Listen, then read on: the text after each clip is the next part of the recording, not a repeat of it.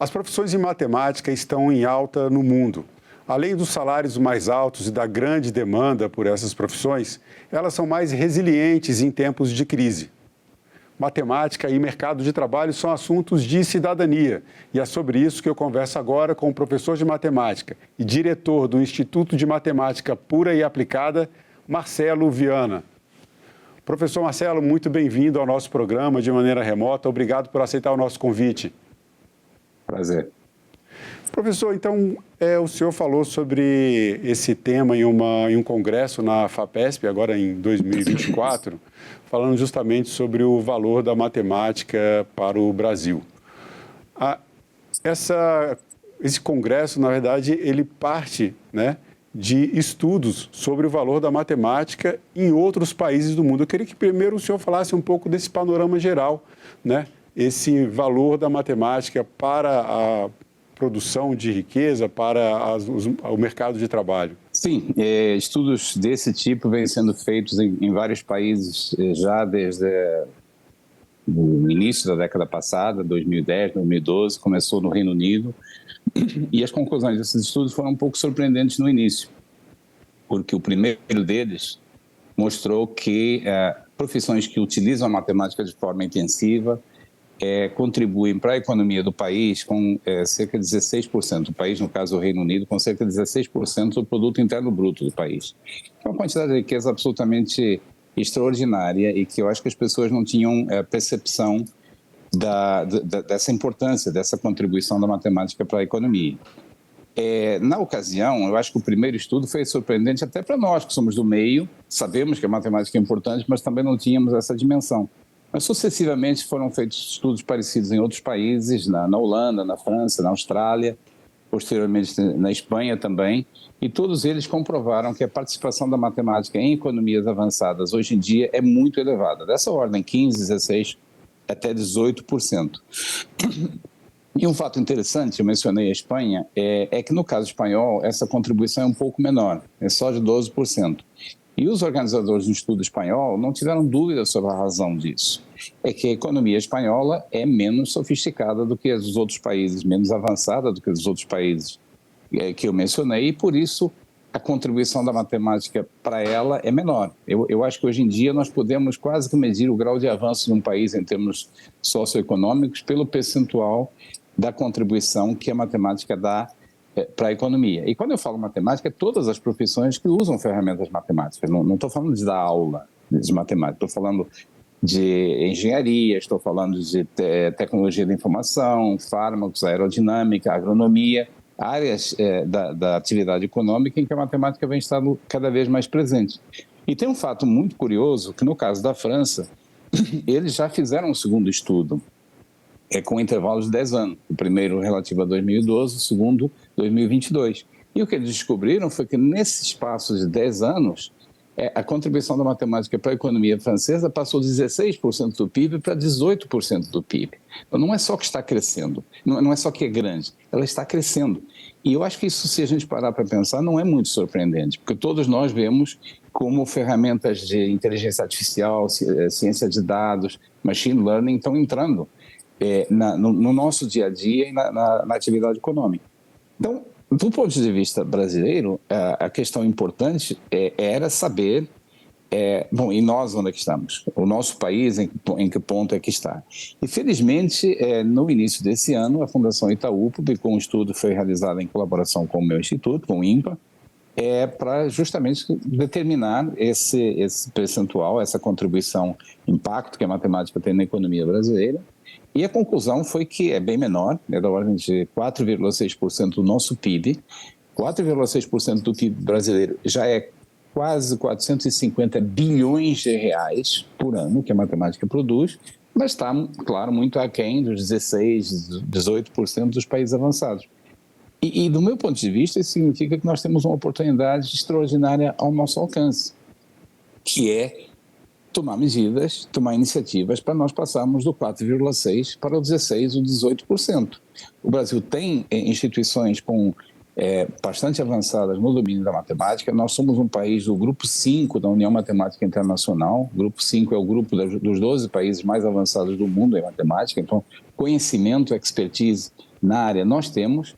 O que importa é transferir essa expertise, transferir esse conhecimento, transferir a prática da matemática para os nossos processos produtivos e, com isso, a gente passar do 4,6% para o 16%, 18%. Vale a pena? Veja, a diferença entre 4,6% e 18% do PIB brasileiro é 1,3 trilhão de reais. 1,3 trilhão por ano. Tá? Então, certamente vale a pena qualquer iniciativa que nos permita botar a mão nessa riqueza que o país está deixando de produzir e que é viável nós fazermos isso. A gente tem essa excelência em matemática na produção de conhecimento, excelentes matemáticos em todo o país, mas a gente tem um percentual que se mostra bastante baixo em relação aos outros países. Veja bem, em relação à Espanha, que já está bem abaixo dos outros países que o senhor citou, o Brasil está ali praticamente 1/3 dessa participação da Espanha na economia. Qual é o gargalo? O problema está justamente na busca pelos cursos superiores com a aplicação da matemática mais intensiva, como alguns que o senhor citou, ou a gente tem um problema de base no ensino da matemática? Nós temos vários gargalos. Eu vou descendo. O primeiro, talvez o menos difícil de resolver, é estabelecer um diálogo entre a academia e o setor produtivo que faça com que um busque o outro para fazer essa transferência de conhecimento. As nossas instituições universitárias não estão habituadas, sobretudo na minha área, não estão habituadas à ideia de dialogar com o setor produtivo, transferir o conhecimento. É importante e o setor produtivo também raramente faz essa busca pelo conhecimento. Nós, no meu instituto, temos alguma experiência já, porque nos últimos anos criamos um pequeno centro de inovação para transferir conhecimento para matemática para a indústria. É uma experiência extremamente bem sucedida. A empresa nos procura com um problema, nós sentamos com eles, delineamos o problema, criamos uma equipe, essa equipe começa a trabalhar no problema e entrega uma solução, quando essa solução é possível, mas até hoje temos sido muito bem sucedidos, e o resultado disso é facultar à empresa ferramentas para que ela melhore a sua eficiência, melhore a sua eficácia, melhora a sua margem de lucro também. Então, esse diálogo é o primeiro aspecto que no Brasil ainda está bastante subdesenvolvido, tem que ser muito aprimorado, e é o primeiro aspecto. No nível universitário, sim, nós temos um problema sério de falta de demanda pelas carreiras de exatas, e a tendência nos últimos anos, de fato, tem sido até negativa, no sentido de diminuir. As razões são muitas. Eu acredito que uma delas é o desconhecimento que os nossos jovens têm do potencial de empregabilidade dessas profissões, dessa formação. Você fala em matemática, as pessoas pensam em professor.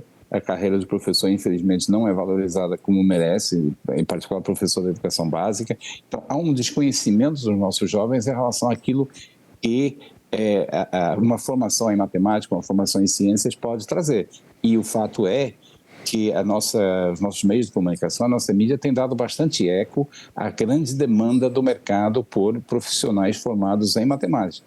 Eles escasseiam no país, eles são preciosos, são muito bem pagos. Eu vi há pouco tempo um ranking publicado pelo Valor Econômico que coloca os matemáticos e profissões afins em segundo lugar dentro de todas as profissões mais valorizadas pelo mercado atualmente, só perdendo para médico, e com detalhe, médico estabilizado em termos de evolução no tempo, e matemáticos subindo com aumento de salário. O mercado está carente por esses profissionais, e é fundamental que essa informação chegue aos nossos jovens, porque na hora de escolher matemática talvez só pensem em termos muito limitados de docência, etc. O mercado atualmente é muito mais rico. Agora, o nosso gargalo maior é o gargalo da formação na educação básica, porque se a demanda no ensino superior é baixa, também é porque a formação na educação básica, com todas as suas carências, não produz, digamos, potenciais candidatos para carreiras universitárias na área de exatas e, em particular, na área de matemática. É sabido por informação do MEC, que o percentual dos jovens que terminam o ensino médio com o conhecimento básico esperado em matemática é muito baixo. Fica no um dígito percentual, qualquer coisa como 4, 5, 6% dos nossos jovens, quando terminam o ensino médio, aprenderam a matemática que deveriam ter aprendido. Isso é um reflexo de carências estruturais do nosso sistema educacional, carências socioeconômicas do país também, mas também de inadequação do modelo de ensino. E eu, em particular, desde que o novo ensino médio foi lançado, eu sou um defensor bastante caloroso da evolução do nosso ensino médio, porque o modelo que nós tínhamos anteriormente é um modelo completamente errado, para começar, na ideia de que todo mundo deve ter a mesma formação no ensino médio. Isso não é correto, isso não é realista, não é razoável, porque é evidente que a especialização tem que ser limitada no momento do ensino médio, mas tentar que todo mundo aprenda a mesma quantidade de matemática, digamos, resulta em pouquíssimos aprenderem a matemática que precisam aprender. Então, flexibilidade no ensino médio, eu espero que ajude, é um passo positivo, e isso foi trazido pelo novo ensino médio. Vamos tentar trazer aqui na nossa conversa, de alguma forma, incentivar principalmente os jovens a ingressarem na matemática, a perderem o medo da matemática. Me parece que culturalmente existe uma ideia de que a matemática é um bicho-papão, que é uma matéria complexa, e muitas pessoas ainda têm essa ideia de que se vai aprender matemática só para ensinar matemática e não entendem essa noção de que a matemática, na verdade, está em tudo, né? Inclusive também, claro, nas profissões de humanas.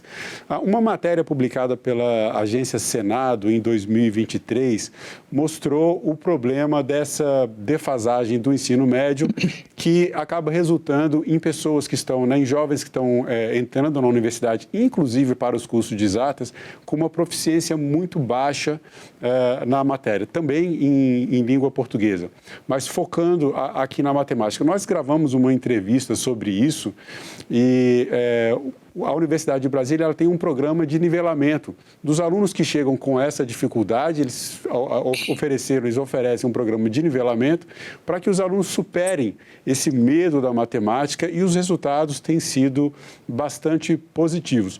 Vou chamar aqui no vídeo um trechinho dessa entrevista que vai orientar a nossa próxima pergunta. E o quanto que é ruim quando a gente ouve, de alunos que chegam, até professores que às vezes vêm nos visitar, falam assim: não, a matemática não é para mim. A matemática é difícil, eu nunca vou aprender a matemática, ou física, ou química. Não. Não existe. Não existe isso. Não existe que ninguém vai aprender matemática em física. Esse é o professor Ricardo Ruivaro, da Universidade de Brasília, um entusiasta desse curso de nivelamento que tem trazido ótimos resultados.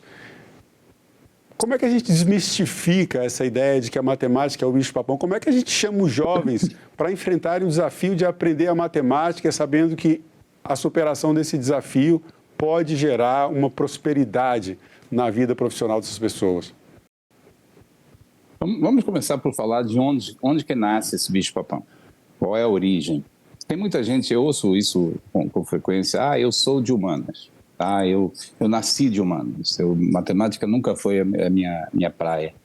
Isso é uma concepção errada, e não sou eu que digo isso, são pesquisas em neurociências que deixam bem claro que quando nós nascemos com um cérebro extremamente plástico, capaz de se adequar em função das nossas vivências, se adequar a diferentes situações, o que é ótimo. Então, ninguém nasce de humanas, ninguém nasce de exatas. Essa relação, em particular a relação problemática com a matemática, que é desenvolvida por muitas pessoas, é o fruto da experiência dos anos iniciais. É o fruto da experiência até antes de chegar na escola, antes de chegar no ensino formal, mas continua também durante os anos iniciais. Uns anos atrás, houve um estudo em que era perguntado às crianças, em diferentes momentos do processo educacional, se gostavam de matemática ou não. E o resumo desse estudo é um gráfico em que as crianças que gostam de matemática eram indicadas, eu lembro que era em verde, e as que não gostam em vermelho. E o gráfico, o Marcelo, começava assim, no primeiro ano do ensino fundamental, o verde, os que gostam, está lá em cima, o vermelho está cá embaixo. E aí a linha verde vai baixando e a linha vermelha, à medida que nós vamos avançando nos anos da educação, a linha verde vai baixando, a vermelha vai subindo e elas se cruzam mais ou menos na virada entre o primeiro e o segundo ciclo do ensino fundamental. Então, o processo educacional em si acaba sendo um ator da geração do bicho-papão. E eu creio que as razões são mais ou menos claras. A matemática que as crianças gostam, e a maioria, como eu mencionei, esse estudo mostra, as crianças gostam, é uma matemática que fala com a experiência direta da criança.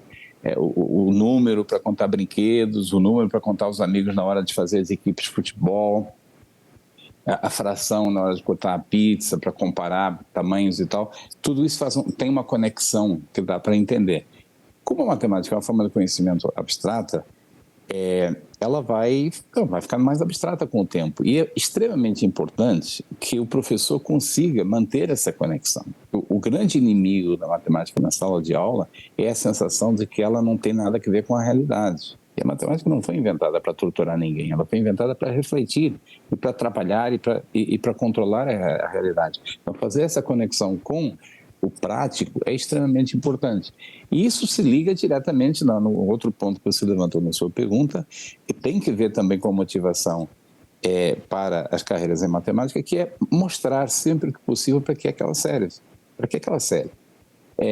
Já comentamos aqui, matemática não a gente não ensina matemática para que as pessoas aprendam para depois ensinar matemática para outros, não é isso. Nós fizemos há pouco tempo um projeto no Centro de Inovações do INPA, do meu instituto, um projeto na área médica, um projeto ligado à medicina fetal, para fazer um diagnóstico de medicina de gestações de risco a partir da medida do líquido, da quantidade, do volume de líquido amniótico. É um estudo, é um trabalho importante que precisa ser feito quando há alguma suspeita em relação à gestação, algum risco.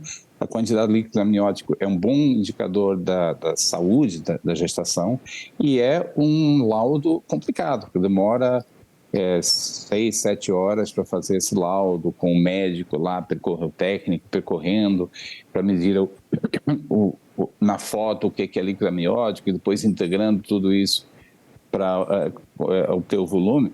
O nosso projeto, a nossa equipe fez um treinamento de machine learning, de aprendizagem de máquina, ensinou o algoritmo a fazer essa medição e agora esse trabalho pode ser feito em 6 segundos.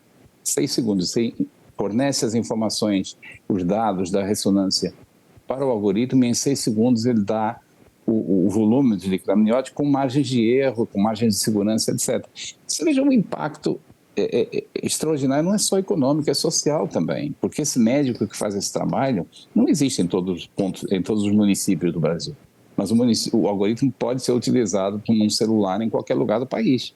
Então, além do valor econômico, tem também um impacto social. Isso é apenas um exemplo de como a matemática pode ser utilizada.